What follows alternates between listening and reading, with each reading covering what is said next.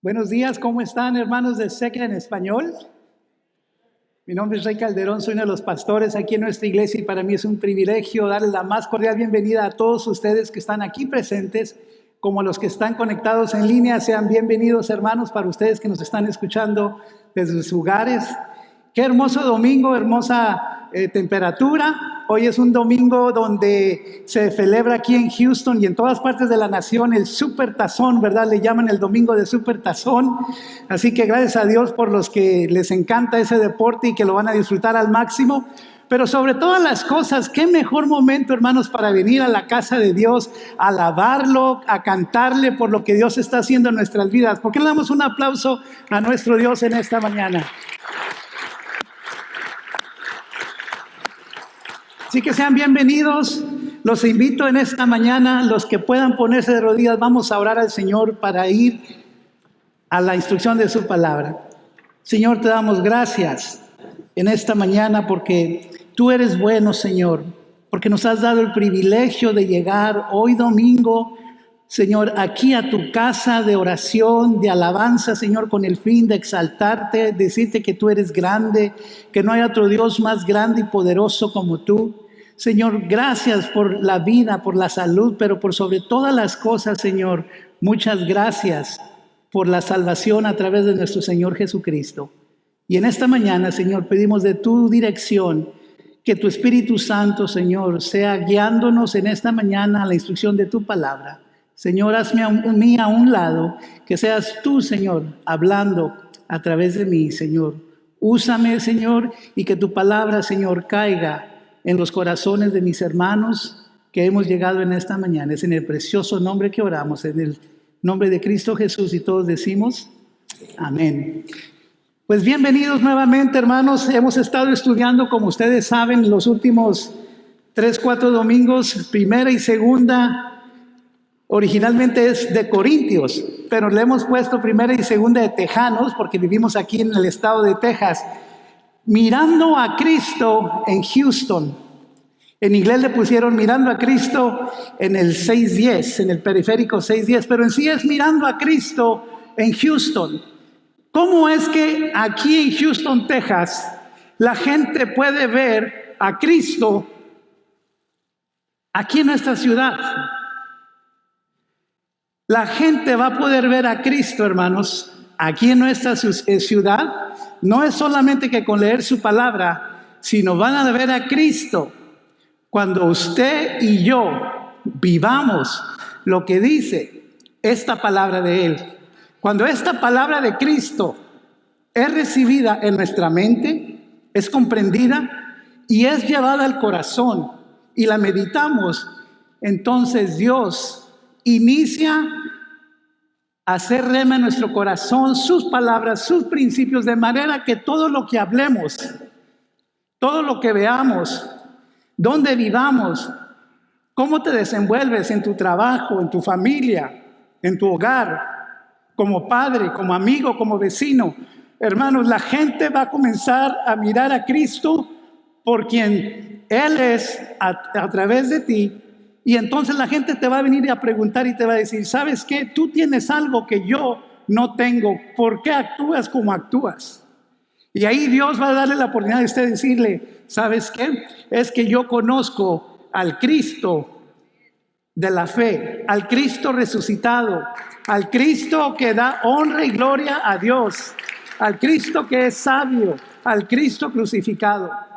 Así que en esta mañana quiero comenzar de esta forma. He estado estudiando lo que hemos hecho a través de los primeros capítulos, a través del pastor Pablo.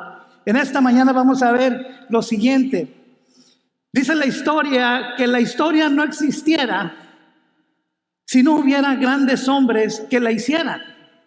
Por ejemplo, Isaac Newton fue un extraordinario físico, matemático y astrónomo.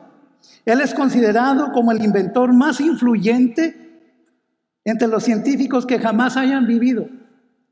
Sus descubrimientos científicos del siglo XVII aún siguen vigentes en todo lo que hacemos en la parte tecnológica. Por ejemplo, él inventó las 3 leyes universales sobre la gravedad, y el movimiento. Galileo Galilei, él fue un ilustre matemático, astrónomo y físico. Él es conocido como el padre de la astronomía moderna. Él inventó el telescopio con el cual podemos ver distancias largas, ¿verdad?, en el firmamento. Podemos ver él fue el que descubrió que existía el planeta Júpiter, Venus. Además inventó la brújula militar, la cual hoy en día, aunque más moderna, se utiliza en la milicia. Thomas Edison, él fue un inventor prolífico y un hombre de negocios. Dice que en la economía americana, él fue el que comenzó a hacer todo tipo de negocios para que la economía americana se moviera en su tiempo. También fue uno de los líderes en la revolución tecnológica cuando él vivía. Él inventó el primer laboratorio y por ende, como podemos ver hoy en día, fue el primer científico que inventó los focos para que usted y yo podamos ver. Leonardo da Vinci, ¿qué podemos decir de él? Fue un arquitecto, matemático, músico, escultor, ingeniero, inventor, anatomista y escritor. Por eso no sé si ustedes cuando han ido a algún museo pueden ver las artes, los dibujos hermosos sobre el cuerpo, la anatomía, una perfección tremenda. Él fue el inventor de ello. Fue la primera persona que diseccionó o cortó las partes internas del cuerpo para estudiar la anatomía del cuerpo humano. Y más reciente, Bill Gates fundó la primera compañía de software de Microsoft con su amigo Paul Allen y inventó lo que llamamos hoy la gran compañía de Microsoft, por lo cual la tecnología comenzó a revolucionar. Y por último, Steve Jobs, ¿quién no lo conoce? Fue pionero en la computadora personal. Además, fue el fundador de la empresa de Apple en 1976 y transformó la compañía en la empresa más grande de telecomunicaciones.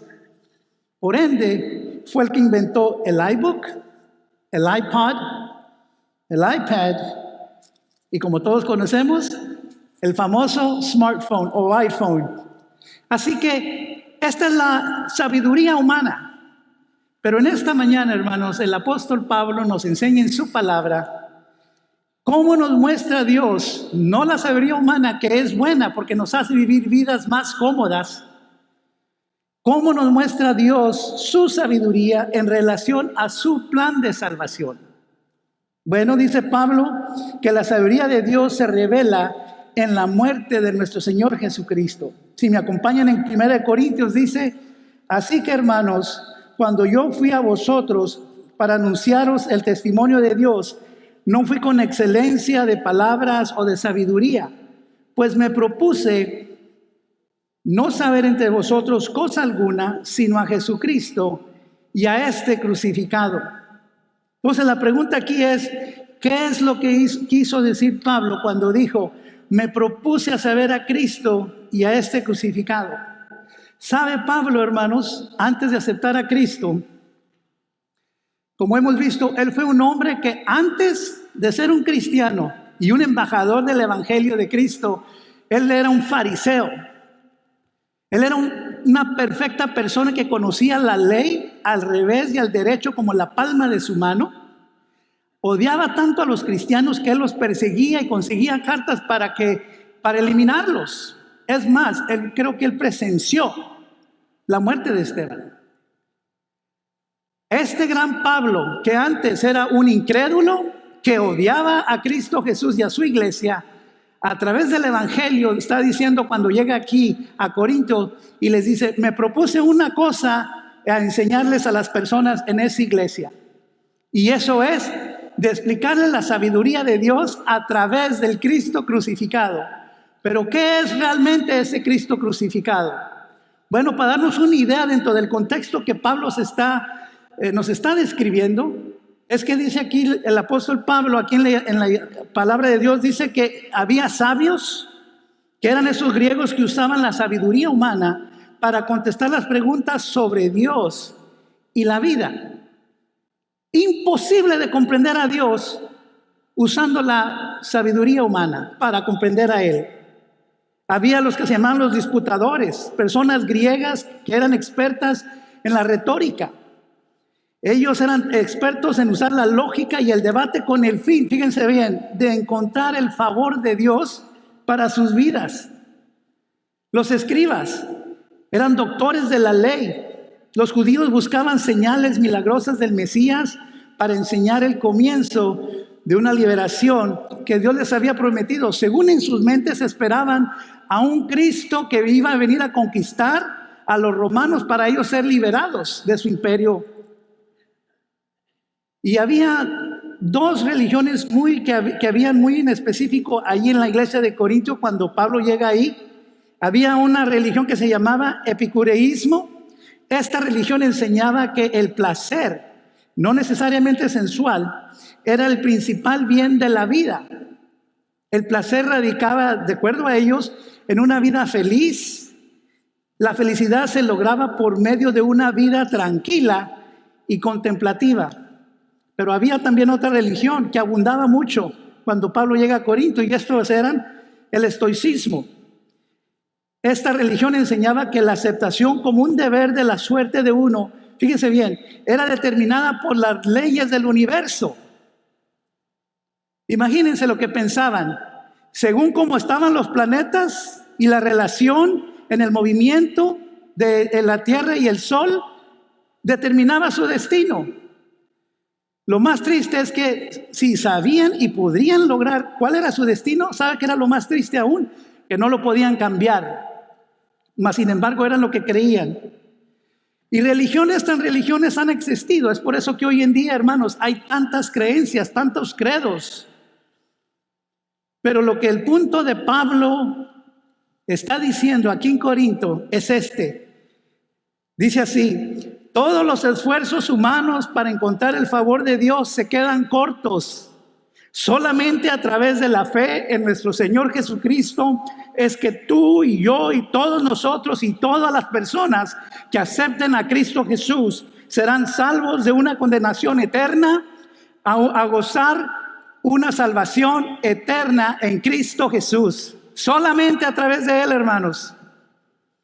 Pablo se dedicó arduamente en conocer a Cristo y su plan redentor, que nos explica en 3 principios acerca del mensaje de la cruz.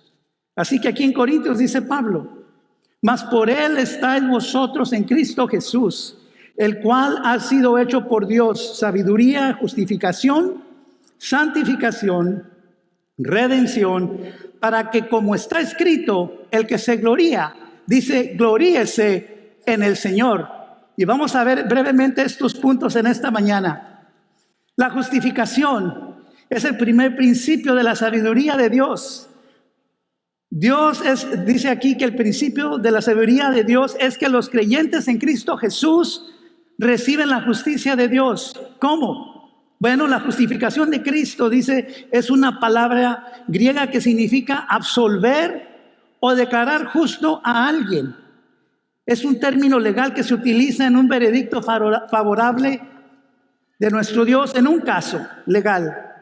Para la justificación ilustra el ambiente, dice, de un tribunal precedido por Dios mismo como el juez justo que determina la fidelidad de cada persona ante la ley de Dios. La ley no fue dada, dice aquí, para justificar a los pecadores, sino para exponer sus pecados. Para remediar esta situación deplorable, Dios envió a nuestro Señor Jesús para morir por nuestros pecados en nuestro lugar. Cuando creemos en Jesús, hermanos, es que tú y yo somos, como dice aquí la palabra de Dios, somos justificados. Es decir, aunque rey falla, es justo, no por quien es rey, sino es por lo que Cristo hizo en la cruz, y rey a tomar ese sacrificio de Cristo en la cruz por fe en Jesucristo, es que rey es declarado justo. Y no solamente rey, sino que toda persona que cree que Jesucristo es Señor del Señor y Señor de señores. Amén, hermanos.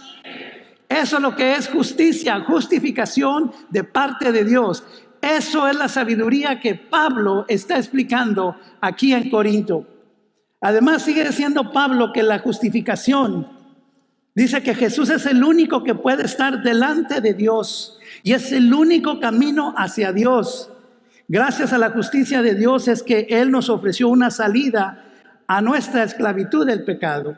Así que al poner nuestra fe y confianza en Él, podemos ser declarados justos.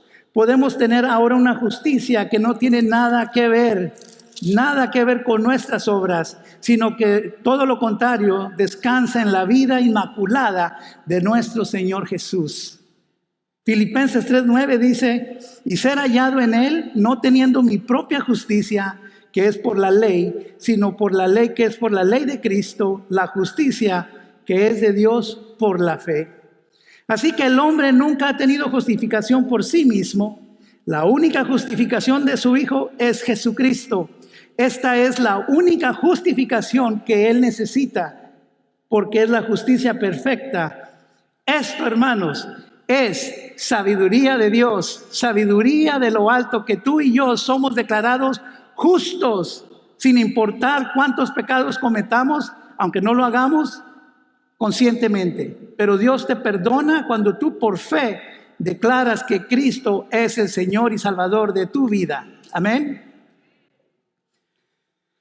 Así que no hay justificación sin santificación, dice aquí Martín Lutero.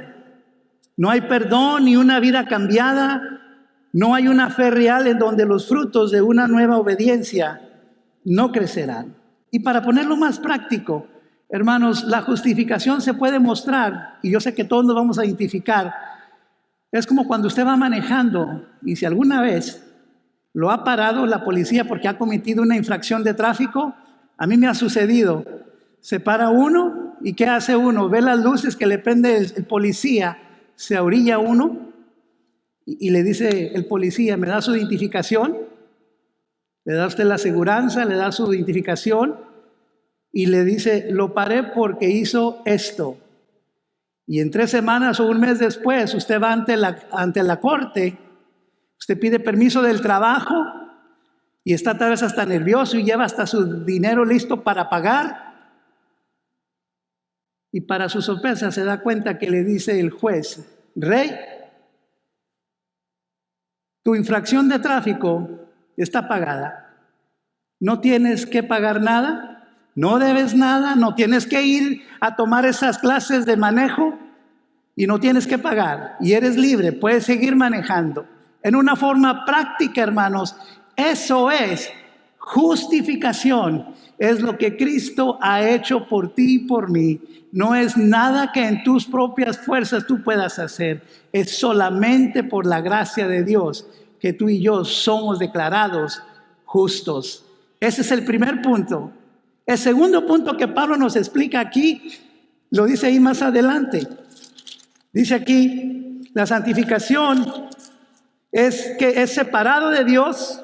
Y santificación consiste de 2 partes. En la santificación posicional ocurre instantáneamente en el momento de nuestra conversión a Cristo. Es decir, hermanos, cuando usted acepta a Cristo, bíblicamente y teológicamente usted es separado para servir a Dios. Antes de conocer a Cristo, servíamos, bíblicamente dice la palabra, a Satanás. Así que hacíamos las obras de Satanás. Pero cuando hemos llegado ante Cristo y Él es como nuestro Rey, como lo acabamos de ver, que nos ha justificado, pero no solamente nos justifica, Él también nos santifica. Es decir, que Él nos aparta para servirle a Él. Eso es lo que llaman los teólogos santificación posicional. Es la posición que Cristo te da. Tú eres santo no porque tus obras, por más legalista que quieras hacer. En el Antiguo Testamento los judíos practicaban 639 reglas. Con una que fallaban ya eran injustos, ya eran pecadores.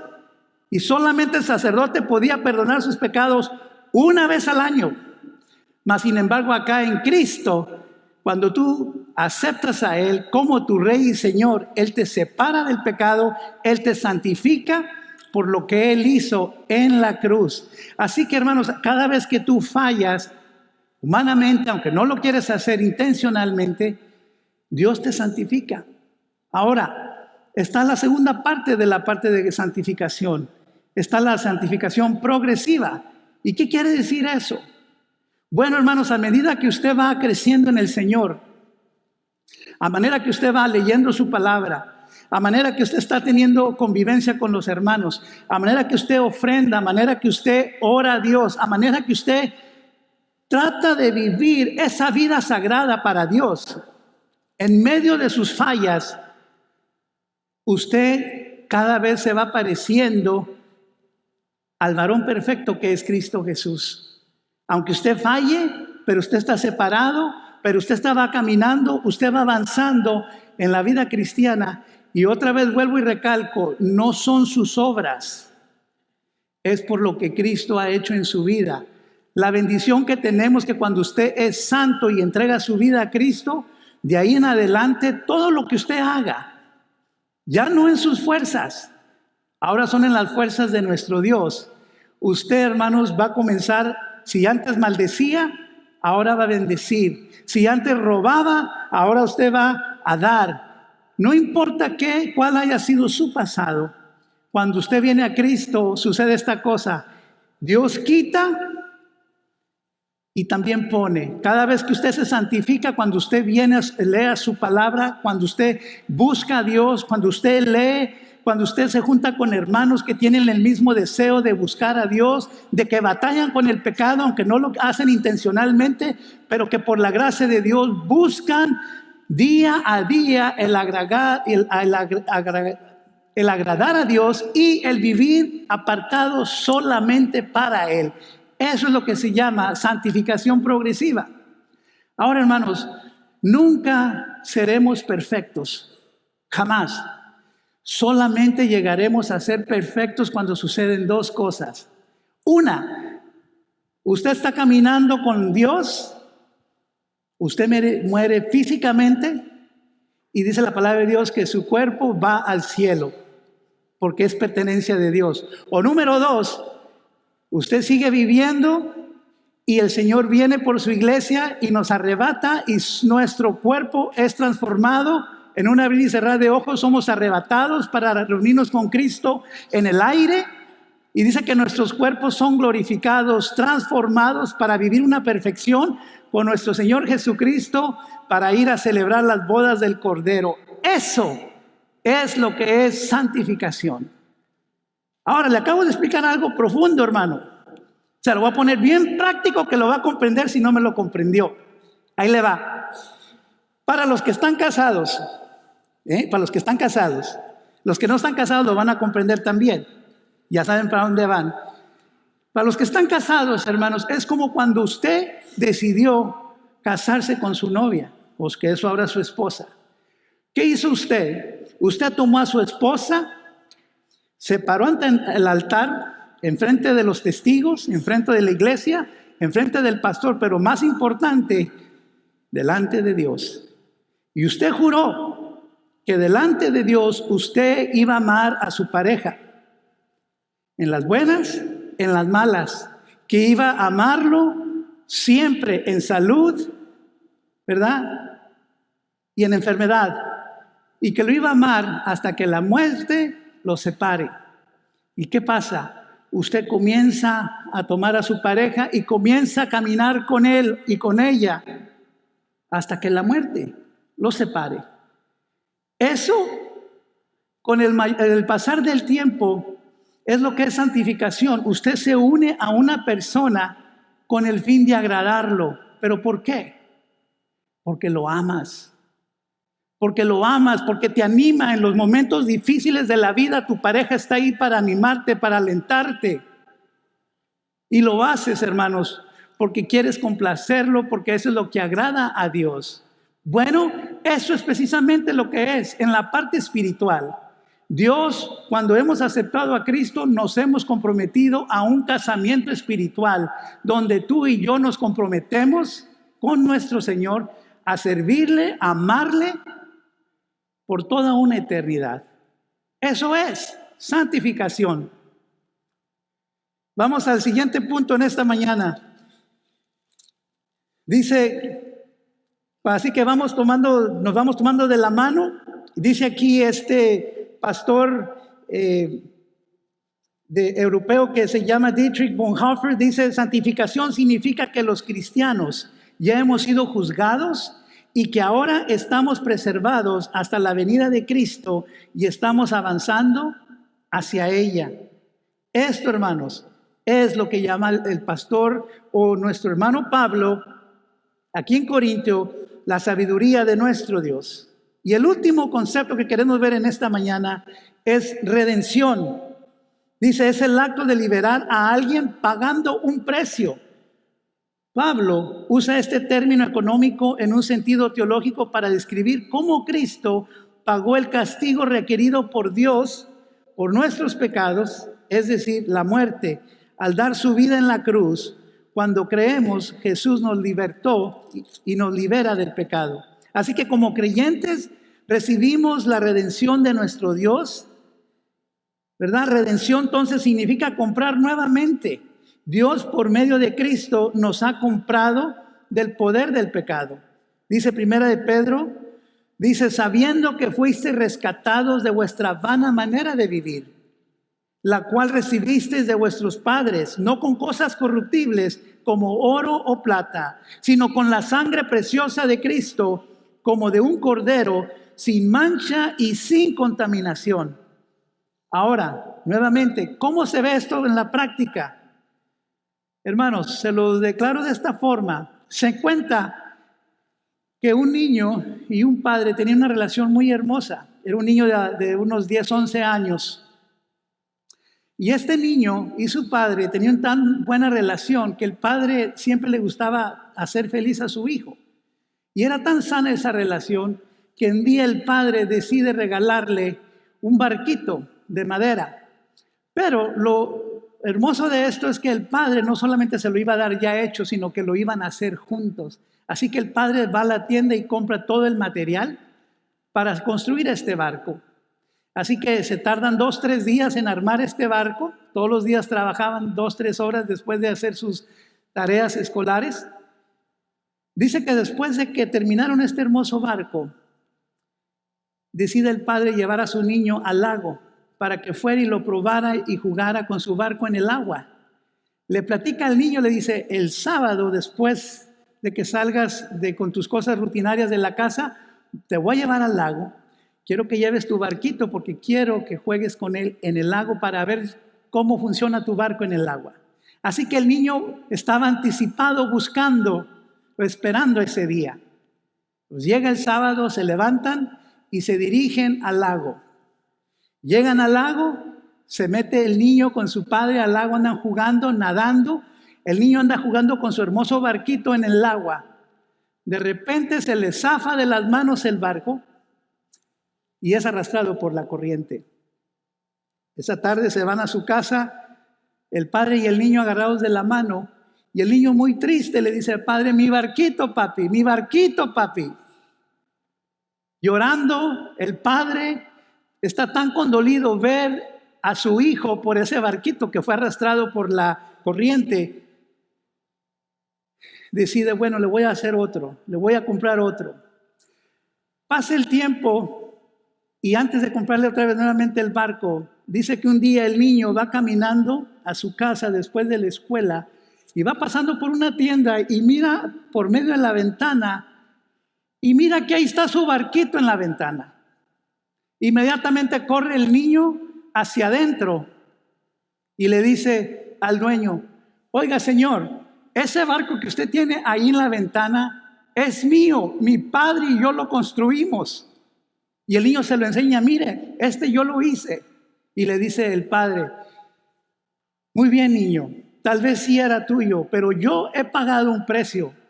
Puede ser tuyo si tú me pagas los $50 que cueste ese barco.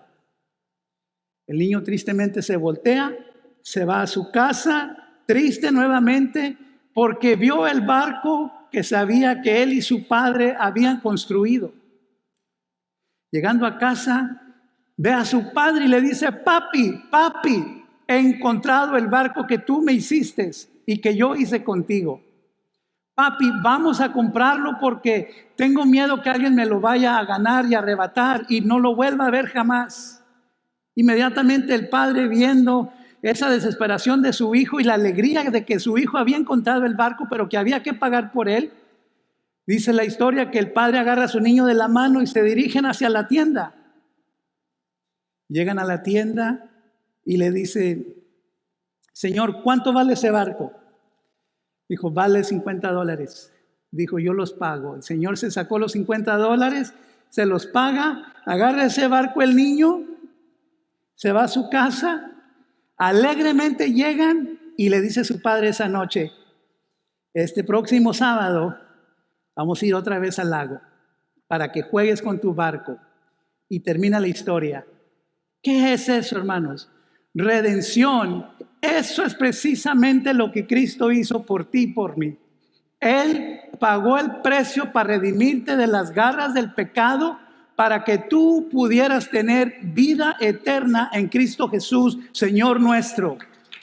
Eso es lo que es redención. Eso es lo que Pablo dice, sabiduría de Dios.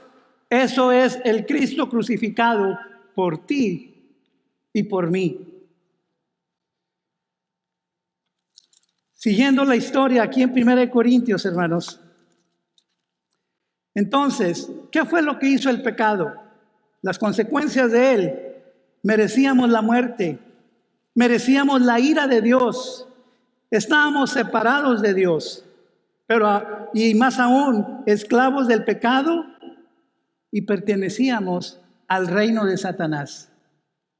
Pero a través de la muerte de Cristo, Él resolvió este dilema del pecado. Por medio del sacrificio, Cristo fue crucificado y pagó el precio. Propiciación, Cristo llevó el castigo por ti y por mí para liberarnos del pecado. Reconciliación, Cristo nos reconcilió al morir Él en la cruz. Y por último, como lo acabamos de ver, redención, Cristo pagó el precio por ti y por mí. Usted y yo merecíamos la muerte, pero Cristo, por amor a nosotros, tomó nuestro lugar. Así que en esta mañana, hermanos, por último, hemos hablado de esta sabiduría, pero ¿cómo la obtenemos? ¿De qué me sirve saber lo que Cristo hizo, pero no hago nada?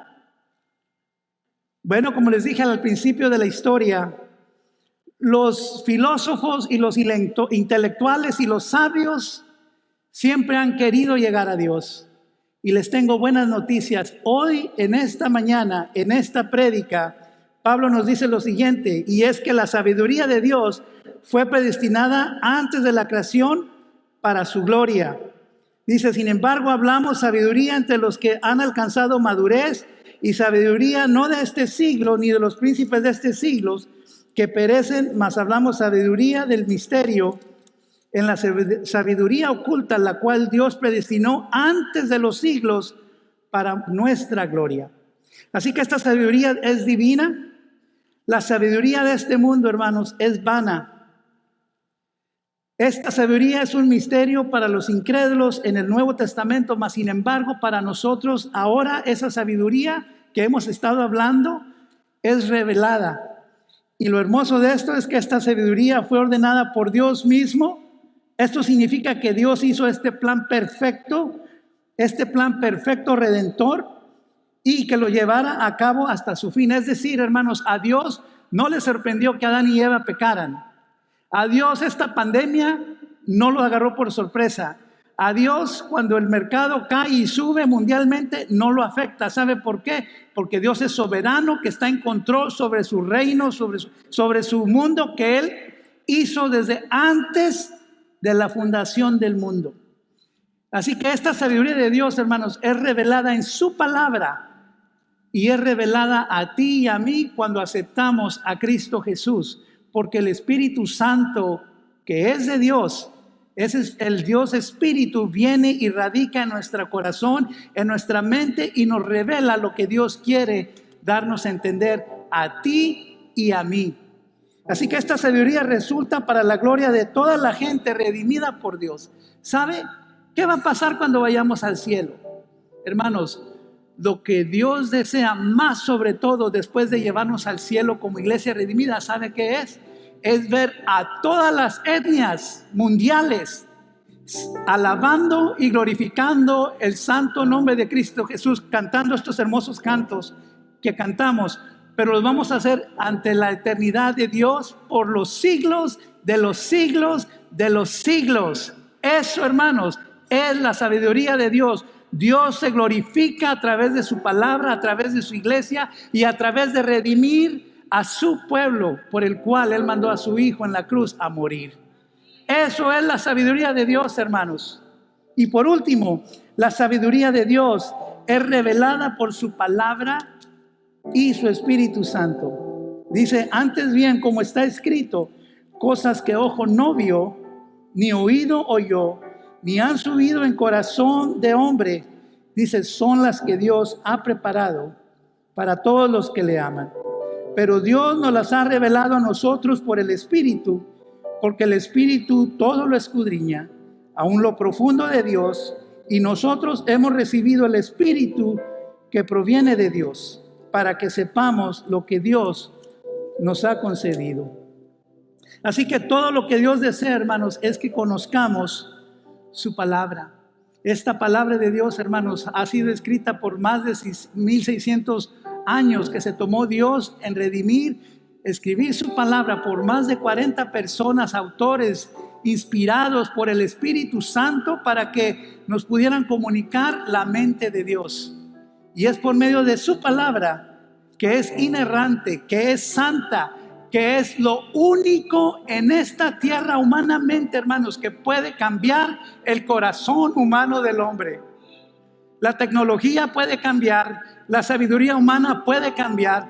Decía uno de mis maestros en el seminario, lo único que no ha cambiado ni cambiará es el corazón del hombre. Eso solamente sucede cuando el hombre humano tiene un contacto frente a frente con el Evangelio y el amor de nuestro Señor Jesucristo.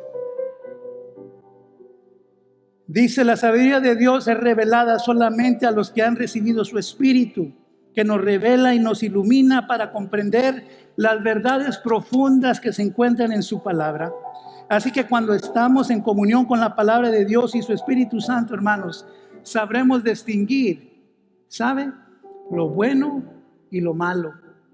Como hijos redimidos, su Espíritu Santo nos iluminará y nos ayudará día a día a vivir separados para Dios.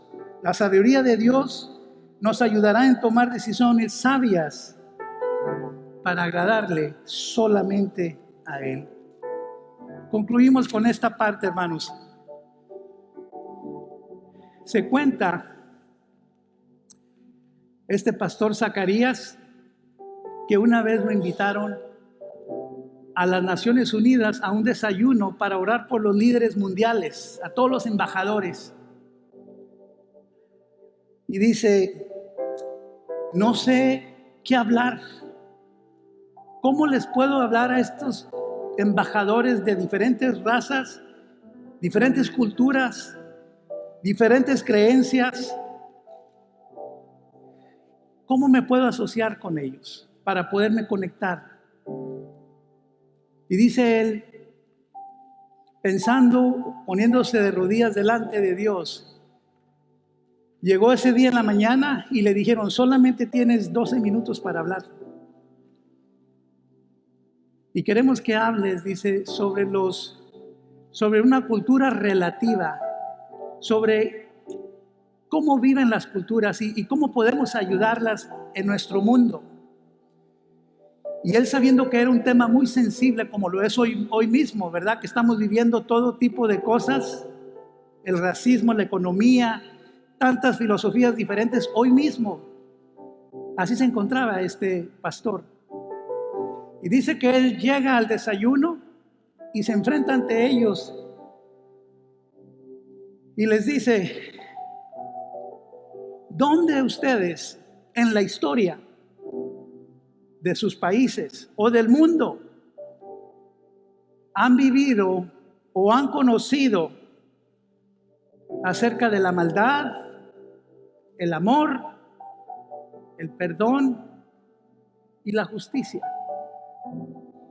Y dice que se pusieron muy pensativos las personas, los embajadores de las naciones que estaban ahí. Y les dice, ¿saben qué? Saben que muchos de ustedes tuvieron que viajar aquí a Nueva York a esta reunión. Y han estado varios días y ahora extrañan a sus familias, ¿verdad? Dice, sí, eso es amor. Y luego les dice, ustedes vienen y se reúnen aquí con el propósito para crear buenos países, con buenas sociedades, con buenas leyes, con el fin de hacer justicia. ¿Es así? Dicen ellos, sí. Dice, ¿y dónde ustedes vienen aquí también y se reúnen con el fin de parar la maldad? Porque hay mucha maldad. ¿Es así? Sí, queremos solucionar los problemas para parar la maldad. Así que les dice, permítame en los 2 minutos que me quedan decirles lo siguiente. Dice, allá en Israel, en un monte llamado el Calvario, Cristo Jesús fue el hombre en la historia, el Dios hecho hombre. Llegó ahí, dice, para parar la maldad del mundo, perdonar la maldad del ser humano al ser crucificado. Y al ser crucificado, dice, Él justificó al ser humano. Y al justificar al ser humano, dice, Él demostró su amor por la humanidad.